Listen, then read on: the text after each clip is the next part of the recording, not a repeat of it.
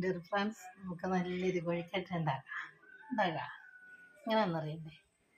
ആദ്യം അരി വെള്ളത്തിലിട്ട് പൊടിച്ച് വറുത്തെടുക്കാം. പിന്നെ അത് നമുക്ക് ചൂടുവെള്ളം ഒഴിച്ച് കുഴച്ചെടുക്കാം. പിന്നെ തേങ്ങ, പഞ്ചസാര, ജീരകം എല്ലാം കൂടെ കുഴച്ച് ചെമ്പിലേക്ക് നമുക്ക് വെച്ച് കൊടുക്കാം. വേവട്ടെ. വെന്ത് കഴിയുമ്പോൾ നമുക്കത്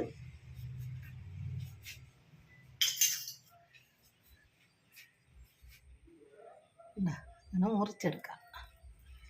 മുറിച്ച് കഴിക്കാം. അപ്പോഴത്തേക്ക് എൻ്റെ ചാനലൊന്ന് ലൈക്കും സബ്സ്ക്രൈബും ചെയ്യുക. ശോശാമ്മ കിച്ചൺ കൊഴുക്കട്ട ഉണ്ടാക്കി.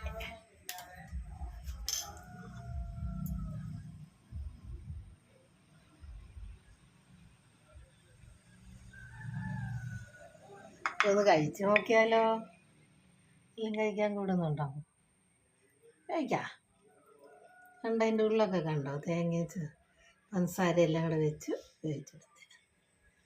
ലൈക്ക് ചെയ്യുക, സബ്സ്ക്രൈബ് ചെയ്യുക, ചാനൽ മറക്കണ്ട. ചായയും കൊഴുക്കട്ടെ.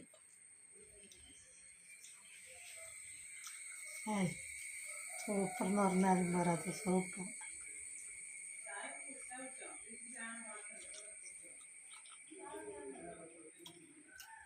ചാനൽ മറക്കണ്ട. ശോശാമ്മ കിച്ചൺ, പിന്നെ ഫുഡ് ചാനൽ കേരളം വഴി ശോശാമ്മ കൊഴുക്കട്ട ഉണ്ടാക്കുക.